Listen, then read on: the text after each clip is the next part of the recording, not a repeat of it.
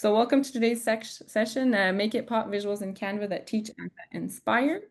So a little recap of the first session actually, we looked at the basics of Canva, starting a project from scratch or using the templates, and last time we focused on making an infographic. So an All About Me poster, we put two examples right there. If you missed the last session, it's okay. We added a link to the recording. So right there, session 1 recording, you'll be able to access it. And we also shared ways of sharing your projects with your students or the public and how to download them. So for today's session, we have another plan, a bit of a part 2 to it. Our intention today is to look at how to design engaging and accessible materials for your classroom. When we mention accessible, we think it's important to do it from the get-go and not to have to modify your designs later on. Accessibility means that all learners, really like all learners in your class, those especially with disabilities or challenges, are able to access the content. So is my font size okay? Is my spacing okay? My images have alternative text so that a reader would be able to tell the learner what the image is about, etc. So we're going to take a look at that today. We're going to look at design principles, so how to design something that's visually appealing, that pops, that has your intention in mind. And then we'll get creating, like I mentioned, it's kind of a create-along. Then we'll share our projects and we'll reflect on today's session. So we wanted to model this. Those who were here at the last session will feel familiar. So this is an interactive whiteboard. If you look in the chat, there's a link to access it. So click on that link and it's going to take you to the whiteboard. I'll give you a minute to do that. And once you're on the whiteboard, we'd like you to fill out these 2 polls. So what level do you teach? And what is your experience with Canva? And then if you have any questions that you'd like to see answered during the session, we're going to take a look at them and we'll try to answer most of the questions. Or if there's something you'd like to see in a future session as well, feel free to drop it in there.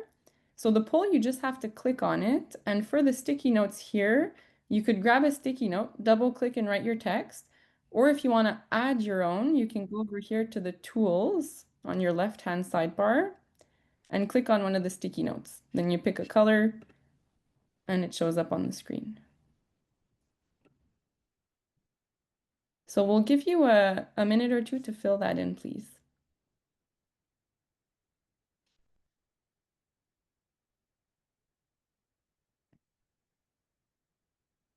For those who are just joining, click on the link in the chat. It'll take you to this interactive whiteboard. You should head to slide 3, that's where you're going to see it. And then we'll invite you to fill out the poll and then add a sticky note about some questions you might have.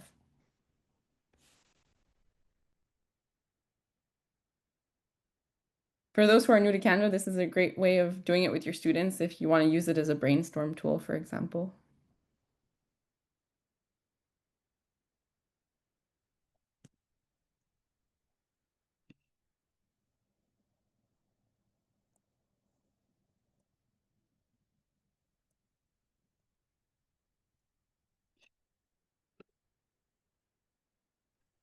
So I see some questions in the post-it notes. One question was, what is Canva? Which is a wonderful question. It is a virtual design studio online, and it can do a bunch of amazing things. What I think sets Canva apart from some of the competitors is its huge variety of templates that exist in Canva that can be there to support you in making everything from videos to infographics like we're going to explore today. And as educators, we can sign up for a free Canva education account. And with Canva Education, that gives you access to a bunch of the premium tools such as background remover and templates that you can use for education.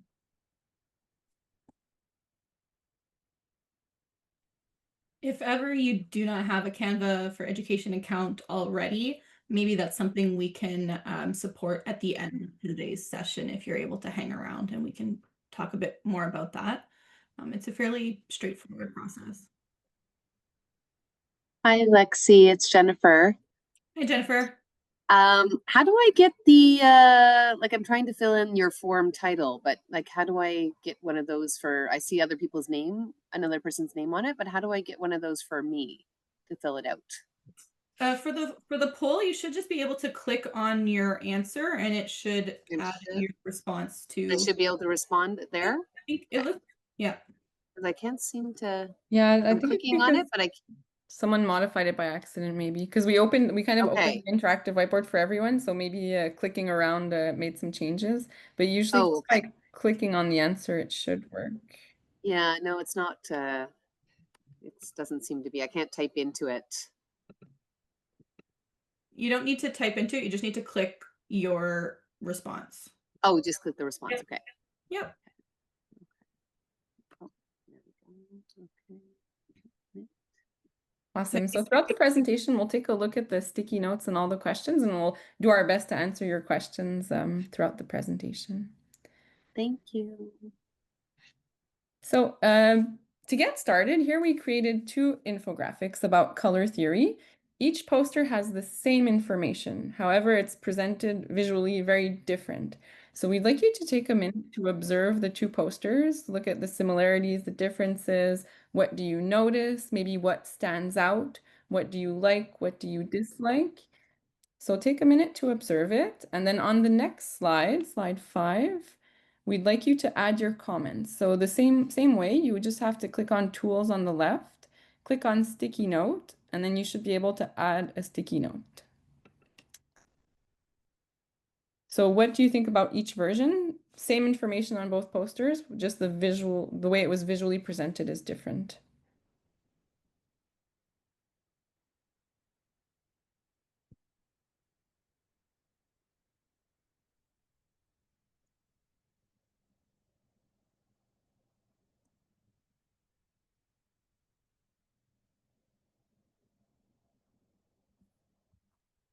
Jacqueline, since you're the one sharing screen, do you want to just show zooming in and navigating that whiteboard Yeah. function, just in case Yep. So when you click on it, it adapts to the size. So you can go left and right. It's eternal. So here, if I go left, right, up and down, the whiteboard takes as much space as you need.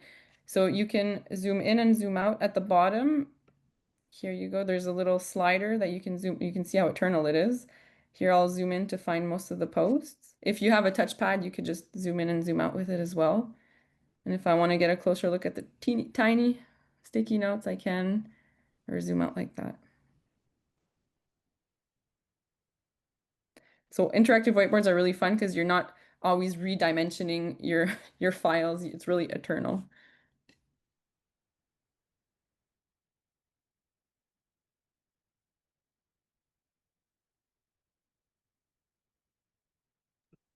Yep, so some of the elements speak to them, like the pencils at the bottom are really cute. They're visually appealing. One of the posters is very busy. We don't know where to start, what emphasis is placed on the information as well. Let's move around. Yep, the color combo, that's a good observation. So the color combo on the left versus the right, there's a lot more colors on the left and the right one. Yep, the background is very heavy. It makes it heavy to read.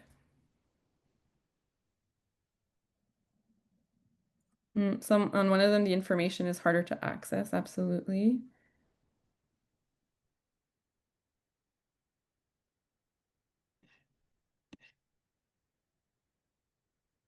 Yeah, horrible tree gives me a headache.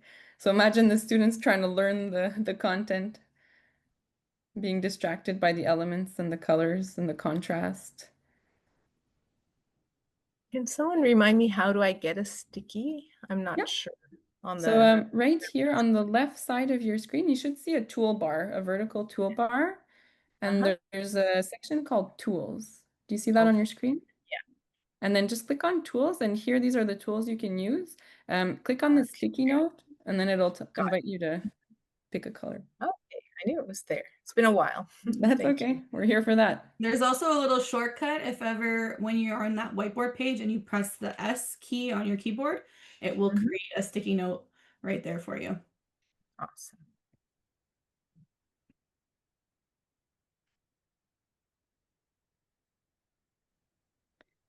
So most of the comments and observations that were put are all elements that we're going to address. So what works, what doesn't work, how can we pair fonts, what sizing is required accessibility wise, what spacing looks like, what is too much too, because sometimes less is more, even though we love the visuals. So I'll pass it to Stacy. Did you want, I think it might be easier if you share your screen. Sure. Great. So I'll pull up my screen here for everyone. Perfect.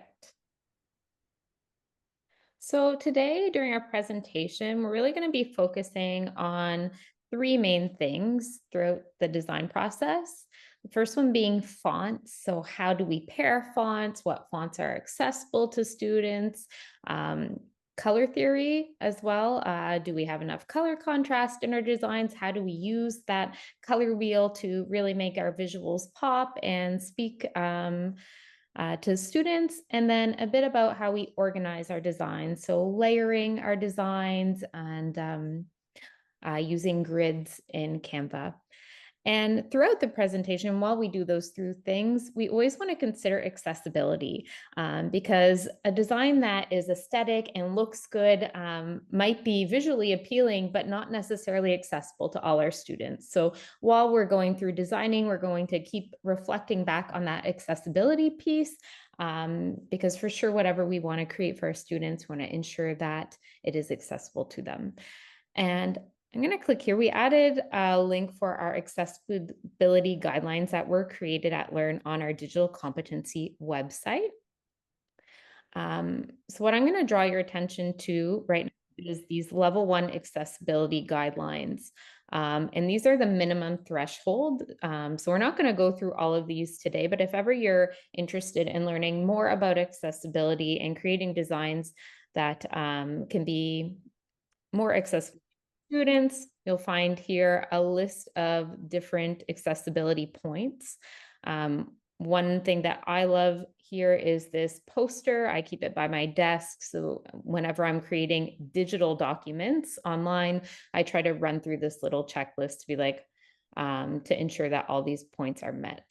And these points in this accessibility table are for digital documents. For sure, if we're thinking about printing a document, we might not have to look into things like alt text that really is applying for screen readers. But overall, I think this is a good guide to always ensure that we are meeting and thinking about accessibility for all of our students. Okay. So I'm going to pass it on to Lexi, who is going to describe a bit of our challenge today as we create along together.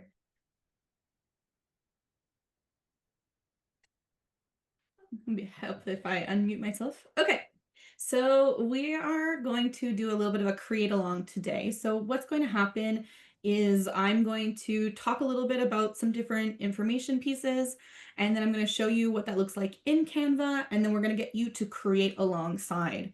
So you might try and arrange your screen so you have me on one half and then your Canva doc in a second half, and we'll get to that in a moment.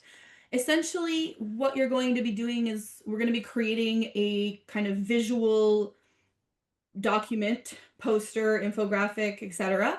And you can pick any topic that you might be working on this fall, this winter, and something that will be helpful and useful to you in your classroom. So the first thing that we want to take a look at is fonts. So it's easy to use a lot of different fonts in Canva. We will kind of mention a few kind of best practices, so to speak.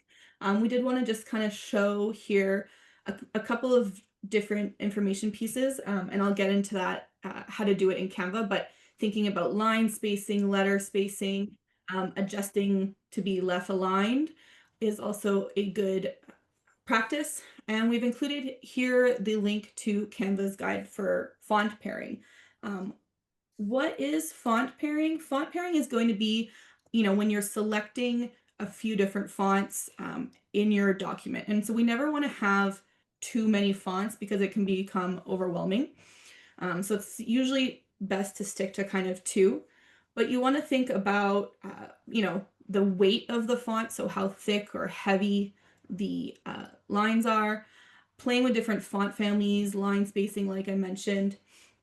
And so we often, when we talk about fonts, you'll see here at the top, we have three different main categories. So you're going to have your serif font, which has those little like strokes or lines at the ends of the letters.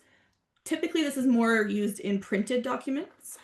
Then we have sans serif. So you'll see that those little lines or strokes are not there, and more often used for digital. And then script fonts, which can look fancy and nice, but aren't always the most accessible. So we want to be aware when we're using a kind of fancier font, we never want to use that for any large amount of text. If we put it for a title, it's maybe not as bad, but if we're having like a paragraph of text, we want to stick with a simpler font. The other thing we want to be aware of when it comes to fonts, and this will be mentioned in the accessibility guide that Stacy included, is that it can be important to look at your capital I and lowercase l and make sure that there's a small difference there. This can be something sometimes when we find a difference in the sans serif or serif font, because sometimes, if the capital I doesn't have a serif, it can be hard to know that it's different from a lowercase l, and so that can create confusion in our students. And then just want to show you, there's a few, and I won't necessarily play this today, but it'll be a good resource for you to look at later on if you want to take more time. But there are a few different kind of more fun ways we can use fonts in our creation. So at this point, what I'm going to do is I'm going to open up a new document, and I'll invite you to do the same thing and kind of work alongside me. So I'm going to go ahead and open a new Canva document, and you can do the same thing as me. Again, if you have kind of a, half window being me and Zoom, and then the other half of your window could be your Canva doc, so you can work alongside. And I'm going to start by creating a poster. So when I come to my Canva main screen here, you can see I have a lot of different sizes of documents to start with. I'm going to go here and hit print, and I can select the kind of size that I want to work in today. I said I wanted to create a poster, so I'm going to go ahead and hit poster. And Stacy and Caroline and I talked earlier, and we said, oh, we want to make a poster about unplugged coding or screen-free coding. So the first thing I'm going to do is insert a text box. And you'll see on the left, I have my text box, so I can go ahead and add that. And I'm going to write screen-free coding. And so when I have my text, again, I have the text, the toolbar up here, and I can go and select. And there are a lot of fonts. I think I saw in the chat, someone said, there's so many, how do I pick? So it is something where, you want to be conscious of accessibility. We also sometimes like to find something that looks interesting. For a title, I want to think about it being a main focus, so I can scroll through and pick. Canva is also great. Sometimes you can sort by categories. So if you want something that looks more like handwriting, we see a corporate category, display. I can kind of move over here and find different ones. So maybe I'll hit headings here, and I can see these ones are a little bit of a stronger font, a heavier font, and I can go ahead and resize that here. Or I can alternatively, scroll this box to make it larger as well. So I've got my title, hopefully you are, and I see a question, can I paste in from Word? Absolutely. So I'm going to show you. I can go ahead, I'm going to add another text box, and I just click that there to add it. I'm going to make it a little bit bigger so we can see. And I have some information in a Google Doc over here that I'm just going to copy and paste. So I'm going to scroll over my text, and I'm going to copy it just as you would normally, and then I can go ahead in here, and if I hit my Command V or Control V, I can paste it in to my my Canva doc. Now you'll see it's got the same font as I used here. This is not the most accessible. It's quite bold, heavy. So I'm going to make sure that I switch this to something a little bit easier to read. So something like maybe this one here, open sauce.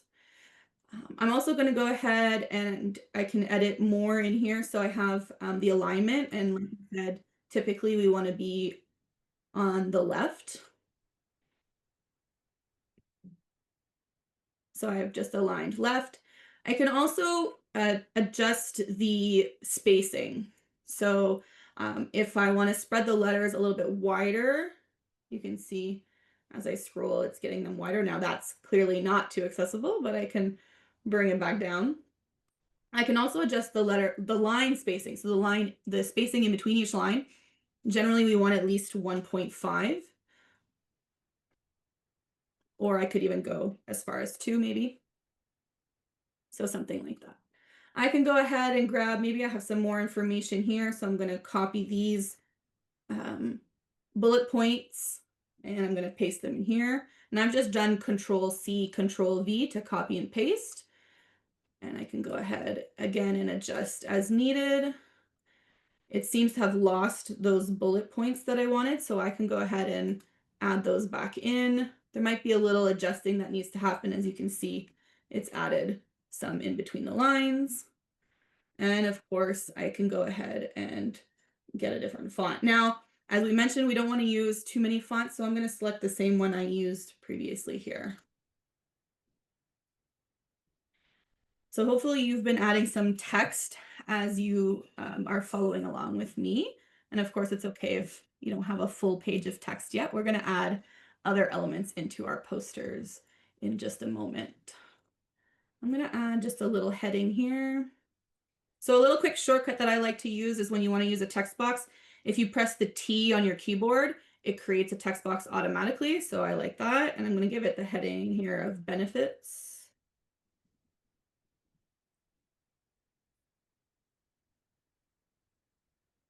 Something like that. I'm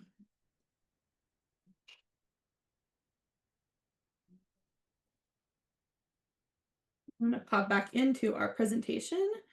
I think that's good for fonts. I see a question, can AI features help with text? Absolutely. So let me do that real quick before we move on to colors. If for whatever reason I'm lacking inspiration, what I might do is use Magic Write. So I'm in my text box here and I can come in Magic Write and it's going to open up a little box where I can chat in and I can say, give me a list of materials to use for screen-free coding.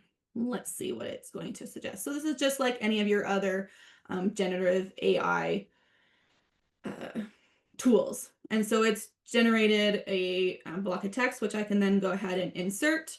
And now this is quite lengthy, so I might not want to keep all of it. So I would take the time to read through that and edit and decide what I want to keep. But again, if you're missing some inspiration, it can be great. Again, I can also do that by hitting the T to insert a text box. And you'll see here now I have a little button with a magic pencil, and when I hover, it shows Magic Write. So I can click that, and I can come here, transform text, and I can tell it to write a list of activities for screen-free coding. And so it's going to generate some activity ideas. But then again, I can go ahead and replace it down here. And as needed, adjust that font. Okay. Are there any questions for fonts before we move on? And if at any point there are questions, go ahead and put those in the chat and we'll get through them. So I'm going to come back to my original presentation here. And we're going to actually get you to interact with the next part. The next part is going to be, we want to look a little bit at color theory. So we'd like to get your input. So I invite you to come to slide 11, and you should be able to click on these little sticky notes, and you can write either a word or a feeling or a thing that you associate with each color. If you're feeling more adventurous and you want to go in the elements and find something like, maybe red makes me think of anger, I might go, and you can go ahead and add some elements in there too if you feel so inclined. So I invite you to take maybe 2 minutes here. What does each color make you think of? And we're kind of generating this psychology color wheel all together.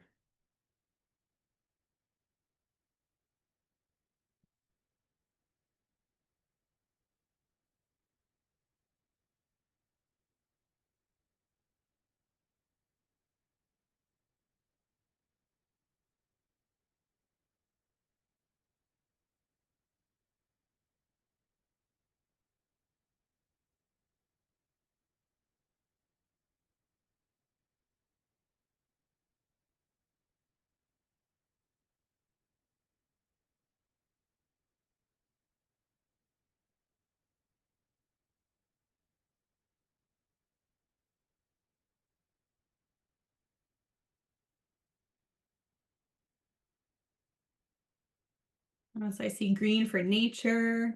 I see yellow being sunny, bright, happy. Orange is also happy and bright. Maybe red is punch. Oof. Blue, calm.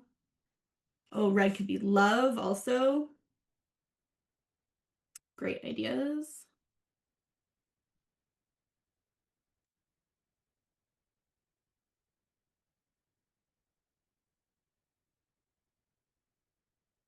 Oh, I see orange for remembrance, truth and reconciliation. Green, calming and natural. Red, passion, deep emotions. Red can be harder on the eyes. Good observation.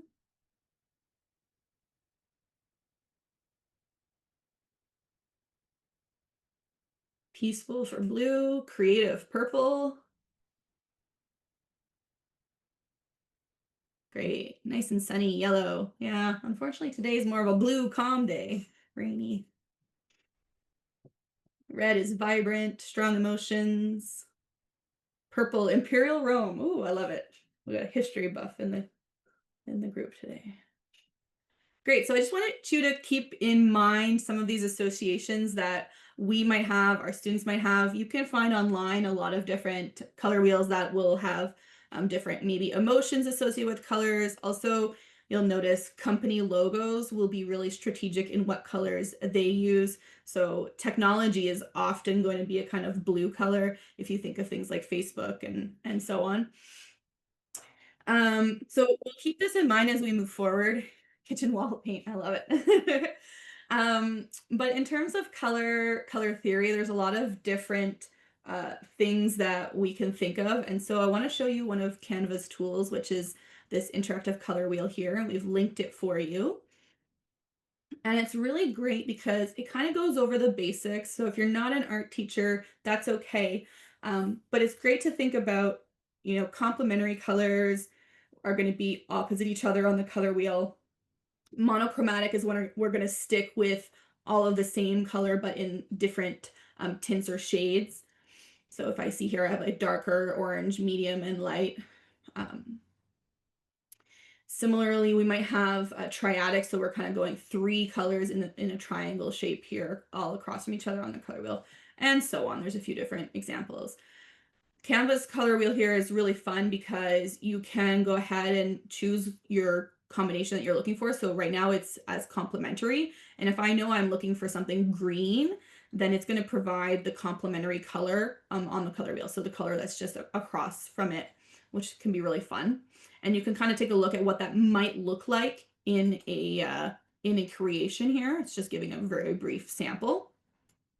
Similarly, I could go and select maybe a monochromatic design. And so it's going to give me, a lighter and a darker shade. Or I could go for triadic, and it's going to give me those 3. And you're going to see generally this is going to help with the aesthetics of your designs. And again, I can take a look at what that might look like. I could also hit create a graphic, and it's going to provide me usually a template that has those approximately those kind of 3 colors. This one's not a perfect example. If I come back to a more simple one here, like complementary, and I go kind of more orange and blue, let's take a look. So it's going to provide me templates that are all orange and blue. So if I wanted to use one of these, I could go ahead and do so.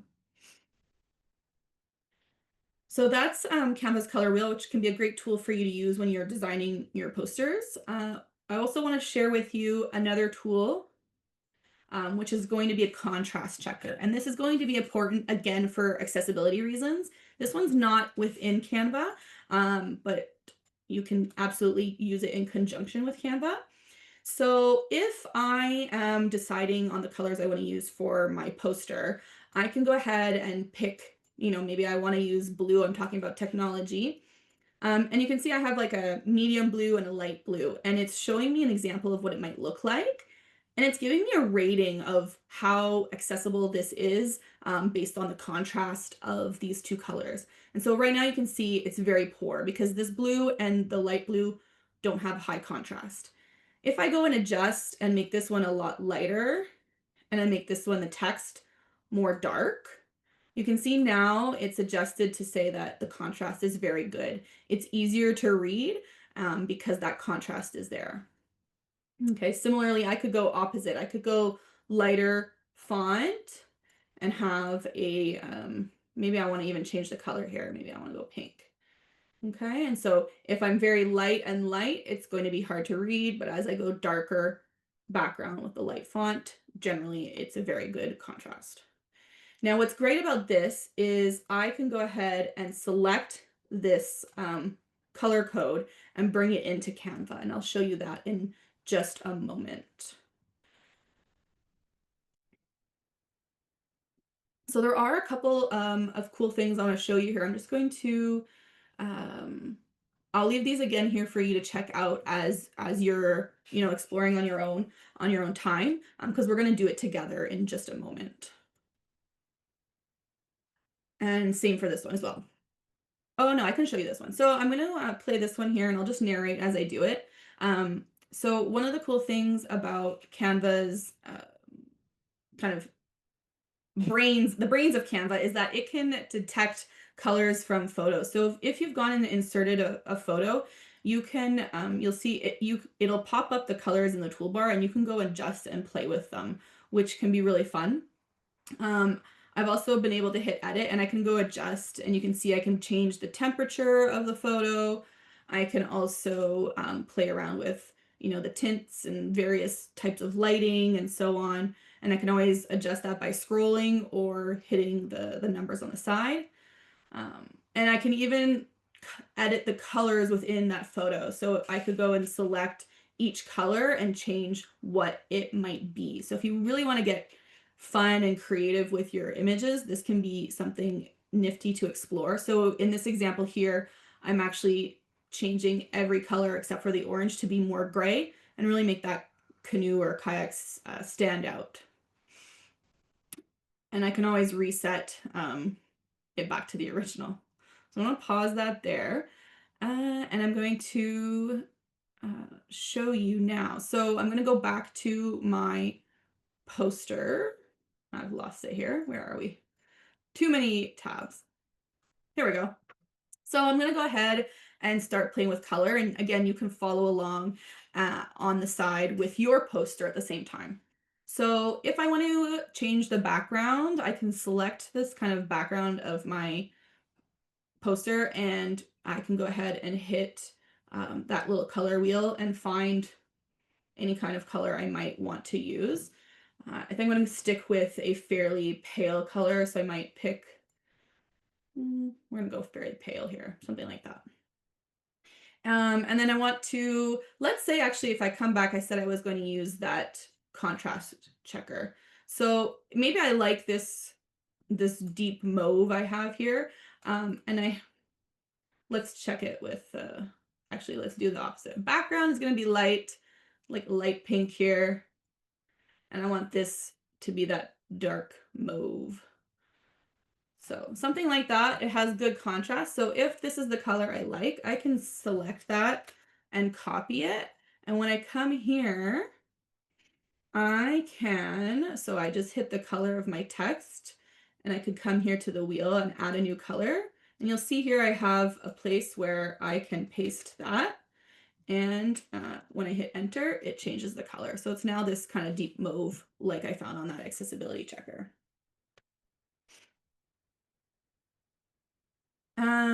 And because I want to get into color, I'm going to add one quick image and then I think we're going to move on. So I'm going to look in my uploads. I've got lots of images of some screen-free robotics here. Let me scroll down and find one. I know I had them here earlier. So I have the Cut and Go mouse. And you'll notice that feature I showed up at the top, it has automatically detected some of the colors that are featured in my image that I have. And I could, if I wanted to change the color of this font, I can now look, and in my color palettes, it has those colors there. So I could change that. Looking at this, I feel that that orange kind of color is maybe not the best contrast with my background. So something I could do is add a little rectangle behind it and maybe change this. Something like that. So lots of different options for playing with color. Again, if you wanted to, maybe, you know, I'm looking at this purple, it's not exactly the purple of the mouse that it's supposed to be. I can click on that purple and I can adjust it slightly so I can make it a little bit more bright here. You can see I could go really extreme, but I want it just a little touch more bright. So I think I'm going to leave you off there. What I'm going to do really quickly, because I'm going to pass this off to Stacy's, I'm actually going to share this. So this is just a brief refresher for those of you. When we're sharing our projects, we're going to, in the top right, hit share. And I could either copy the link and send that to her, or I can just add her here since she's part of my team. So I've just added Stacy. Stacy can edit my design. I could control whether she is just able to comment view, or I could remove her. But for today, she's going to be editing. So she now has editing privilege, and she's going to take over with the layering. So I do see a question about the image. Currently, it is behind. She's going to get into some of that. Awesome. So it was great timing actually for the question about layering. So to layer items in our design, it really helps give any design depth and kind of that 3D effect. And there's a few different ways to layer in Canva. First, I could click on the image, say of this mouse, say I wanted it in front of the text. I probably would never want to do that, but just as an example of what can be done, I can right click the text here, and then I can go to layers, and similar to any kind of like Google Slides, I can bring it forward to the front, to the back. You'll also notice my preferred way to work is with this position button here in the top of my toolbar. So I click on the position button and then I go to layers. I will see all the elements in my design on this page. So then I can quickly drag and drop elements to see where they are in terms of the hierarchy of layering in my design. And this can be really helpful, especially sometimes if I have like a text box with a box underneath and I have a trouble maybe texting or adjusting the box. I really like to go into here so then I can quickly grab whatever element that I want to adjust. Okay. Now I'm going to hop back to our presentation very quickly to talk a bit about organization as well. So when we're creating designs and we really want our information to pop, it can be useful to think about how people normally view documents. So typically people view in an F or a Z pattern from left to right, top to bottom. So if you're creating content for your classroom, for your educational spaces, it's always important to think about where you're placing certain information. Another thing that's helpful in design is actually leaving white space around elements that you want to draw people's attention to. I know sometimes I'm very guilty for this. I want to create an infographic and I have so much information that I want to cram into my one design, but actually leaving space around an item can really help people focus and bring attention to what matters most in your design. Okay. Now, when we're talking a bit about alignment, I've created some videos here just as if you need to go back if I go too fast, or if you, this is kind of like a takeaway, but we can also use grids and frames when creating designs in Canva. So perhaps I want to have a grid here on Lexi's design to help me lay out some elements. So to do this, I'm going to go to File, and I'm going to click on my settings, and then I'm going to add my guides. Okay. So from there, I can kind of click how many guides I want. Maybe I just want 3 columns. Maybe I want a grid. This can be helpful. For example, if I'm doing a kind of animation video in Canva, I know this is an infographic, but just kind of seeing where things are going to align in my design. So from there, maybe if I want the mouse to be centered, I have some indicator of where it is. You'll also notice that there's these little red dotted lines as I drag the image around that appear, and those help me anchor my element to align it with other elements on the page.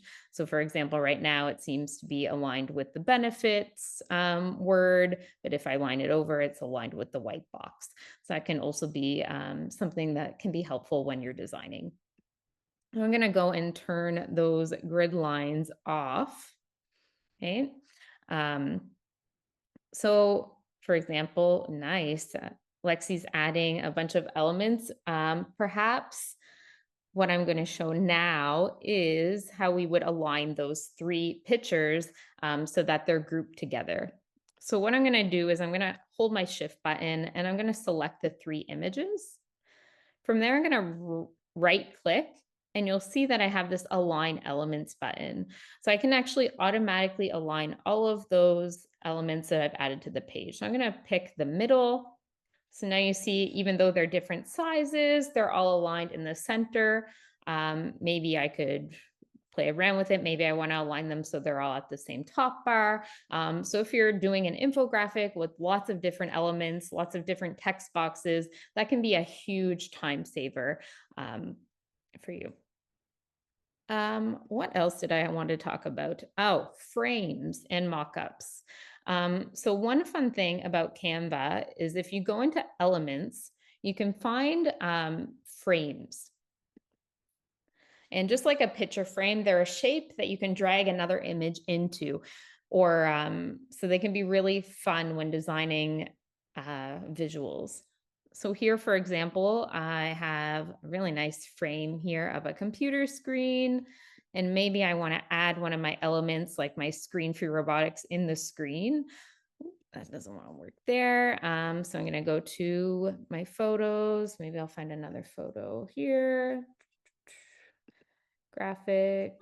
These could look good in circle frames, maybe. Ooh, yeah, good idea.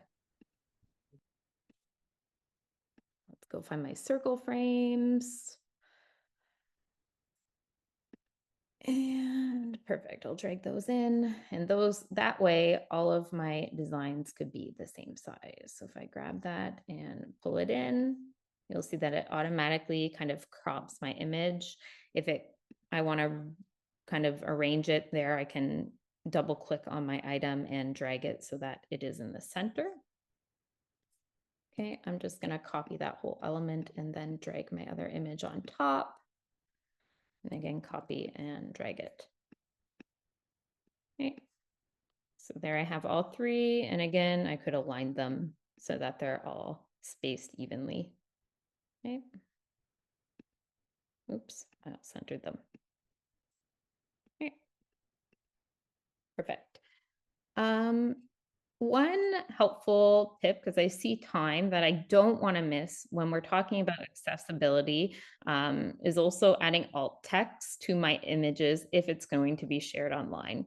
So if I right click on any image, I can see here that I can add alt text. And with the integrated AI tools in Canva, I can get AI to suggest alt text for me. So this can be also a big time saver when you're designing online elements.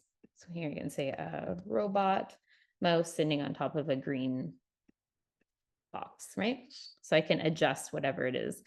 Alt text is very useful in cases where the image needs to be described to the user with a screen reader, where they're going to have to use the image to do a task or an activity where it's essential for their understanding. But in some cases, it's just decorative. So in that case, you can mark it as decorative on Canva, and you don't need to necessarily create an alt text. Now from there, as I said, accessibility is always really important. And one thing that's great about Canva is that it has a built-in accessibility checker. It is not completely foolproof, but it does give you a quick and easy way to double check your design's accessibility. So to find the accessibility checker, I'm going to go to File and click on Accessibility. And then I'm going to check Design Accessibility. So here you'll see on the right hand of my screen, I had this pop-up come out, and it's going to give me any kind of errors that I might want to fix in my design. So for example, here I see, you know, I have some alt text missing for these images. So maybe I can mark them all as decorative, and then those errors would go away. Okay. Right now, there's no color contrast errors, but for example, if I made this text white, you'll see that it will pop up here, and I can easily go on there, and it gives me some different suggestions in order to resolve those accessibility issues as they're arising. Yeah. Perfect. Perfect. So one of the last things, because time's going by quick, is image editing. So there are lots of fun different ways to edit images in Canva. One fun tool is to remove images or remove backgrounds on images. So for example, if I have my little robot here and I want to remove the background, I simply go up here to the AI tools and click remove background. This is a premium feature, so if you have AI for education, you're able to use it. So then very quickly, it removes my background. Okay. Another helpful way to edit images is if I click on an image and then select edit, you'll see that I have a bunch of additional Magic Studio tools. So not only can I remove the background, but for example, if there are multiple elements in my photo, I can detach them from the 2D image. So right now my image is 2D, it's one image, but maybe I want to be able to move part of the image. So maybe I want to move the mouse and the cheese. I can actually grab that item. It takes a few minutes for AI to do the final cuts. And then I can change and move this to different parts of my design. Okay. Another fun thing to edit is here, this magic grab.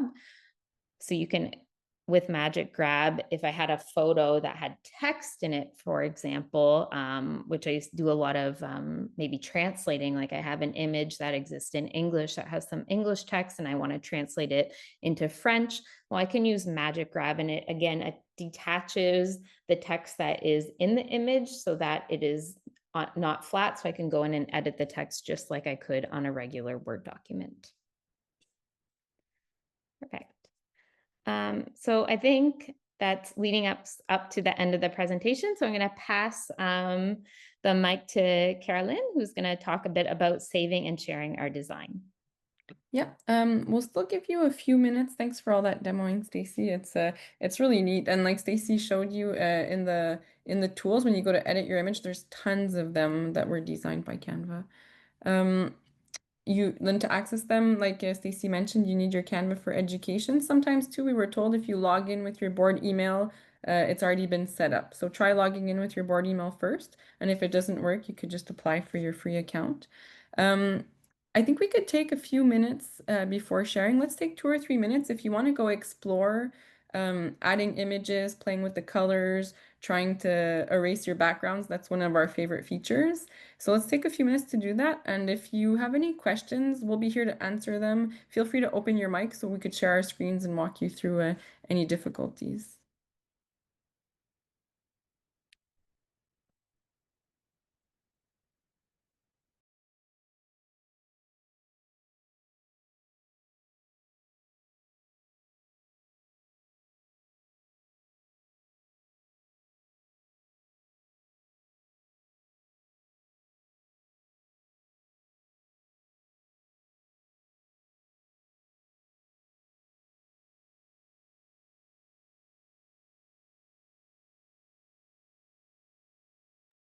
So I do see a question about copyright in the chat. So Canva's resources that are in the Canva library are free for us to use. If you are interested to see more information about that, I'm just going to share my screen once more. So if I go and select an item, so I typed in here robot and I want to use, like, say I want to use this graphic here and I put it in my presentation, you can find out by hitting the 3 dots and scrolling down to info, and it will show you the kind of the creator. So it's specifying it's pro content, it's included with Canva Teams. If you're in an educator account, it might say like for education specifically. And then you do also have the information of who's created. So if you did want to kind of credit the creator, you can do so. But typically, typically if it's in Canva, it's available for us to use as long as you are not using it for profit. So as long as you're not selling it. So as an example, you are not allowed to, take Canva elements and create something and then sell it on like Teachers Pay Teachers or something like that. But if you're just using it with your students or your students are using it, that is fine.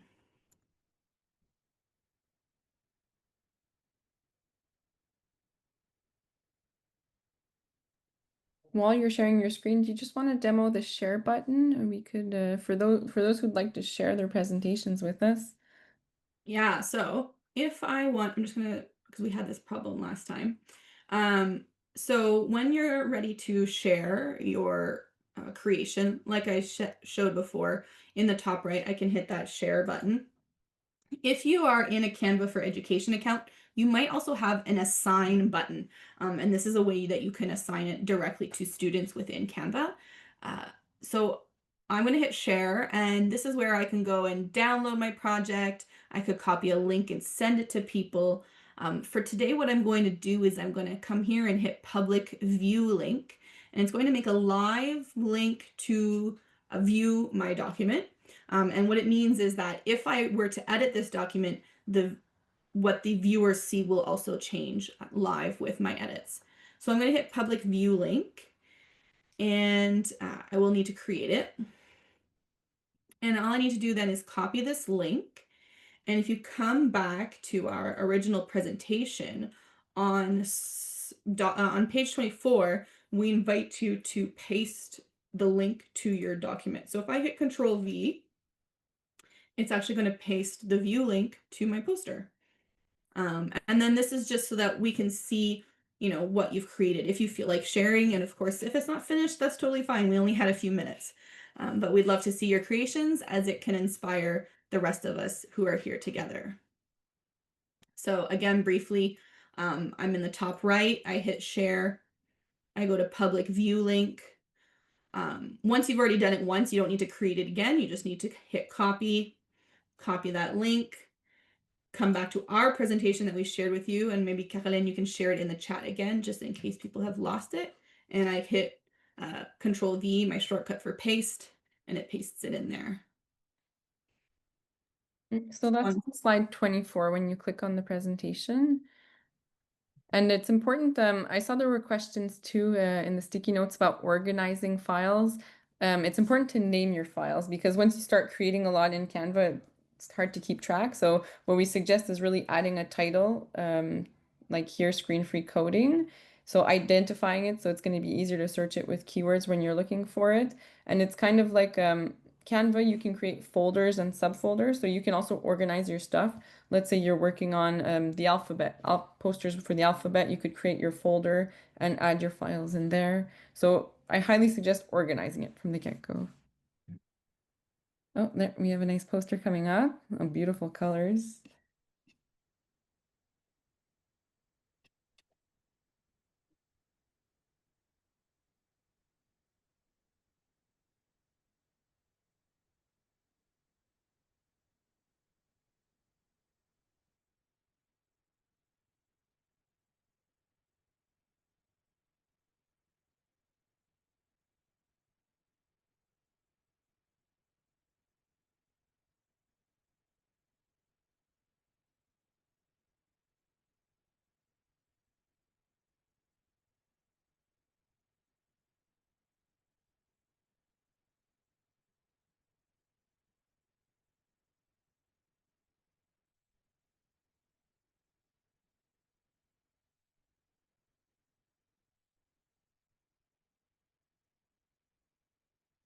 If you have any other questions, you can go ahead and put them in the chat or unmute yourselves.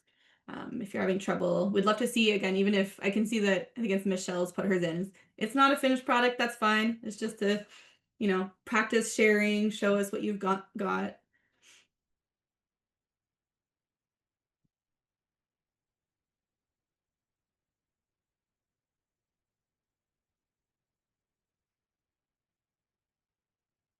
We are reaching that hour mark.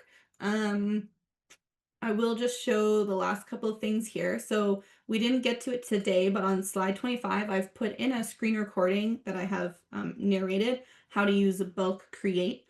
So this is something that you can explore if you want to make a lot of visuals in very little time. It can be really powerful. So it's just a quick little 5-minute video. You can, watch it and have your own screen open and pause when you need and do it alongside the screen recording. But this can be a great way to create, posters, flashcards, slideshows, etc. When you want a lot of the same thing, but with slight different changes. We also have additional resources on our DCA site, our digital competency and action site. So we have our 2 upcoming sessions, which are going to be November 18th, where we'll look at videos and podcasting, and then December 9th, where we'll look at things like portfolios and other assessment tools that you can use in Canva as well. So if you haven't already signed up for those, please do. And just a couple final resources in Canva, which we've already shared in the first session as well. There is a kind of teacher's essential course, which I highly recommend doing. There are some cheat sheets with templates for teachers and also some templates for students if you want to share those with students. If you want to hang around and ask more questions, please do. Otherwise, thank you very much for joining us, and we'll see you next month.